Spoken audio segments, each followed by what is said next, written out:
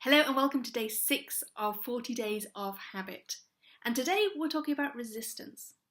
Why is changing habits so hard? Why is it that we resist change? So, we all know what it feels like, don't we, when we're trying to change a habit, whether we're trying to stop doing something or start doing something and build a habit, that there's a certain amount of resistance there. It feels hard. And that's because the way our brains work is our brains are wired to look for patterns, look for the familiar, and to create shortcuts out of that familiarity. So for example, babies, learning to walk takes a while, doesn't it? But once we know how to walk, we don't really have to think about putting one foot in front of the other. It happens automatically. That's how our brains work. Same thing happens with talking, riding a bike, tying our shoelaces, eating breakfast without spilling it all down ourselves, although sometimes that's a bit of a challenge. But hey, so we look for ways of creating shortcuts. That's what our brain is wired to do. And so when we think about changing a habit, we're telling our brain to stop using that shortcut and to create a different path instead. Now I remember somebody explaining this to me and drawing a picture of I think it was just a field, but in my mind it's always a cornfield. So if you think about a cornfield, whenever you take a certain path through a cornfield, you start to trample down the corn, you start to create a well-trodden path. The more times you take that path, the stronger, the clearer that path becomes, the more well-trodden it becomes, and the easier it is to take that path. That's a little bit like how our brains create these patterns and these shortcuts. So when you decide, I don't want to go down that path anymore, I want to create a different path, it's going to be a little bit hard work. First of all, you need to kind of notice it and not end up just automatically going down that path. And then you also need to start creating a new path. And when you first start creating a new path, it's gonna take some effort. You're gonna have to tread down some of that corn, create a path, clear the path. And so that is gonna take some effort. And that's why there's resistance there, is because that path isn't there yet.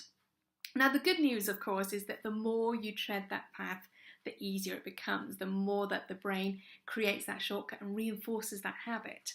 So repetition is brilliant for creating habits, because the more you repeat it, the more familiar it becomes, and the more the brain goes, oh yeah, okay, I can do that, that's nice and easy. And you create that path of less resistance or least resistance for yourself.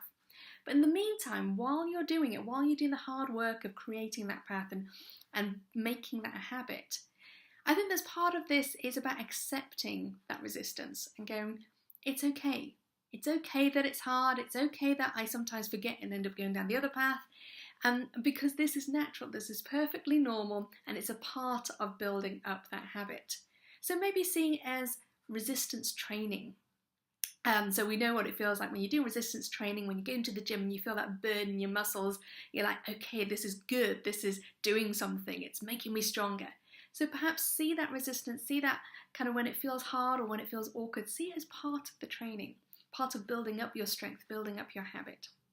And then perhaps look for maybe not the path of least resistance, but maybe the path of less resistance. So are there some things in there that are tripping you up, that are making it even harder to create a new path? Are there some things that you could maybe put some signposts in place to go this way, not that way? So for example, with my kids giving up crisps, it's easier just not to have crisps in the house. So just to take it away and put some fruit there instead. Where you'd normally go for the crisps, look for fruit. You put some fruit there. And so that way it kind of signposts in a different direction. So looking for ways of maybe reducing the resistance in order to take the path that you want.